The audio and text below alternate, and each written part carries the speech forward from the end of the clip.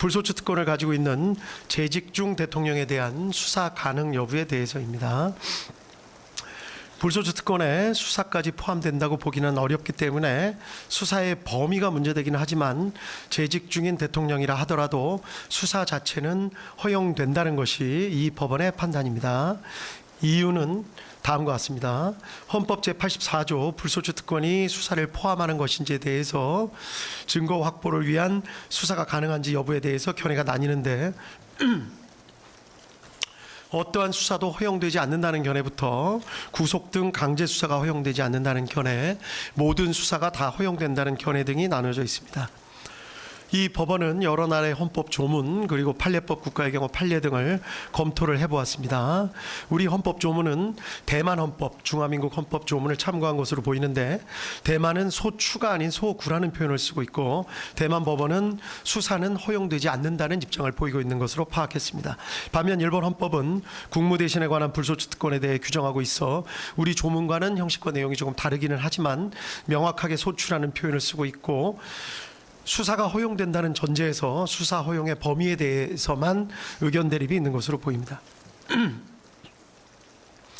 우리 헌법상 불소추 특권은 대통령 직책의 원활한 수행을 보장하는 데 그 취지가 있습니다. 따라서 이와 관련이 없는 수사까지 모두 제한하려는 취지는 아닌 것으로 보입니다. 따라서 수사 자체가 불소추 특권에 포함된다고 보기는 어렵다는 것이 이 법원의 판단입니다. 자세한 입법례와 분석, 관련 내용 등은 판결문에 자세히 기재해 놓았습니다. 다음 두 번째, 검찰이 내란죄에 관해서 수사를 개시할 수 있는지 여부. 피고인 윤석열 등에 대한 직권남용 권리행사 방해죄 혐의 등의 고발을 접수한 검찰이 내란죄에 관해서도 수사를 개시할 수 있는지가 문제되는데 가능하다는 것이 이 법원의 판단입니다. 이유는 다음과 같습니다. 검찰청법에 의하면 검찰은 원칙적으로 직권남용 권리행사 방해죄에 대해서만 수사 개시가 가능합니다. 그러나 검찰청법 제4조 제1항 제1호 다목은 직접 관련성이 있는 범죄에 대해서도 수사를 개시할 수 있다는 예외 규정을 두고 있습니다. 직접 관련성의 의미가 문제가 되는데 마침 이 사건 재판이 진행되는 도중에 대법원 판례 2025 도의 6707 판결이 나왔기 때문에 문제가 사실상 해결되었습니다. 판시 취지는 예외 규정의 해석에 있어 문맥상 의미 외에 규범적인 요소도 고려하여야 한다는 취지로 보입니다. 이 사건의 경우에서 고발된 윤석열 피고인에 대한 직권남용 권리행사 방해 혐의 사실을 살펴보면 내란죄와 중간행위나 다른 원인에 매개 없이 연결되고 구체적 개별적 연관관계가 있는 경우에 해당한다고 보입니다. 따라서 그 구속요건 및 내용 등의 직접 관련성이 인정되고 규범적 의미에 있어서도 이를 인정하는 데 장애가 없습니다. 따라서 검찰의 내란죄 수사권은 있다는 것이 이 법원의 판단입니다. 다음 고위공직자범죄수사처 공수처가 내란죄에 관하여 수사를 할 권한이 있는지 여부가 문제됩니다. 결론부터 말씀드리자면 이 부분에 대해서 내란죄에 관해서 수사를 개시할 수 있다는 것이 이 법원의 판단입니다. 이유는 다음과 같습니다. 공수처법에 의하면 공수처도 원칙적으로 직권남용 권리행사 방해죄에 대해서만 수사를 할 수 있을 뿐 고위공직자 등의 내란죄에 대해서는 수사를 할 권한이 없도록 되어 있습니다. 다만 제4조 제1항 제1호 라목이 예외적으로 수사 과정에서 인지한 직접 관련성이 있는 범죄에 대해서는 수사를 할 권한이 있다고 예외 규정을 두고 있습니다. 직접 관련성에 대해서는 앞서 검찰의 수사 개시 권한 부분에서 살펴본 바와 같이 인정됨에 크게 의문이 없습니다.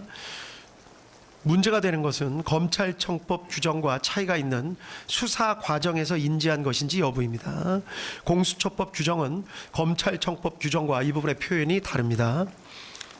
문헌 그대로 공수처가 고위공직자범죄 수사에 착수해서 수사를 진행해 나가는 과정에서 파악하게 된 새로운 범죄만을 의미한다는 것으로 보아야 하고 그것이 공수처의 우선적 수사권을 예외적으로 부여한 법의 취지에 부합하는 해석이라는 견해가 있을 수 있습니다.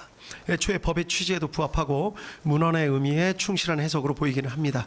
위 규정은 통상의 특검법 규정에서 따온 표현으로 보이는데 특검법 등은 처음부터 수사 가능 범위를 명확하게 규정해 놓고 수사를 개시하면서 그 과정에서 인지하게 된 관련 범죄만을 예외적으로 수사할 수 있게 하는 것인 바 공수처법의 위 규정 역시 그러한 취지로 인정되어야 한다는 주장으로 보입니다. 그런데 위 주장에 따르면 결국 공수처가 어떤 고소 고발 사건을 수리했을 때 열거된 죄 중에 공수처가 수사 권한이 없는 범죄가 포함되어 있을 때 무조건 수사권이 있는 경찰로 보내야 한다는 결론에 이르게 되므로 쉽게 받아들이기가 주저됩니다. 나아가 한시적으로 수사 범위를 정해놓고 수사를 개시하는 특검 등과는 달리 공수처는 상설기관으로 설치돼서 계속해서 관련 범죄를 수사하고 실체적 진실을 파악해야 할 일반적 수사기관으로서의 성질도 같이 가지고 있다는 점에 비추어 보더라도 그러합니다. 따라서 그와 같이 일률적으로 제한적 해석을 하지 않고 공수처법의 취지에 반하는 것이 아니라면, 즉 효율적인 수사 경제를 저해하지 않으면서 피해자의 방어권을 어렵게 만드는 결과가 되지 않는다면 수사 과정에서 인지한 죄라는 문헌에 포함된다고 보는 것이 바람직하다고 할 것입니다. 이와 같이 보는 것이 검찰청법의 규정과도 통일적인 해석이 가능하여 실무상으로도 바람직합니다. 그런데 이 사건의 경우는 직접 관련성이 인정되고 규범적 의미에서 살펴보더라도 효율적인 수사에 등의 필요가 크다는 점을 부인할 수가 없습니다. 따라서 이 사건의 경우 내란죄에 관해서도 공수처의 수사권을 인정하는 것이 타당하다는 것이 이 법원의 판단입니다. 한편 피고인 측의 주장은 다음과 같은 측면이 있습니다. 즉 공수처 수사의 실질은 공수처는 내란죄에 대한 수사권이 없음에도 직권남용 권리행사 방해죄에 대한 고발장에 내란죄가 함께 기재되어 있었다는 것을 핑계 삼아서 범죄의 중대성과 법정형을 비교조차 하기 어려운 내란죄를 수사한 것이기 때문에 결국 공수처의 행위는 수사권 범위에 관한 규정을 잠탈해서 수사권을 가지고 있지 않은 내란죄에 대한 수사를 진행하는 것이어서 위법하다, 이런 주장도 포함된 것으로 보입니다. 기록을 살펴보면 위와 같은 의심에 일리가 전혀 없는 것은 아닌 것으로 보입니다. 다만 공수처와 별도로 내란죄에 관한 수사권이 있는 경찰이 별도로 수사를 개시하였었고, 공수처와 경찰 등이 2024년 12월 11일 공조수사본부를 결성해 협의를 거치기도 했습니다. 그리고 12월 16일 경찰이 공수처의 사건을 이첩하기도 했습니다. 이런 사정에 비추어 보면 법규상의 잠탈 주장은 그대로 받아들이기 어렵습니다. 그리고 무엇보다 강조해야 할 점은 위와 같은 논란이 이 사건에 있어서는 결국 큰 의미가 없다고 보이는 점입니다. 공수처의 수사권이 없다고 하더라도 검찰이 공수처 송부기록 외에 다른 증거들을 종합해서 기소를 결정한 것으로 보입니다. 검찰의 기소 자체를 위법하다고 보기가 어렵습니다.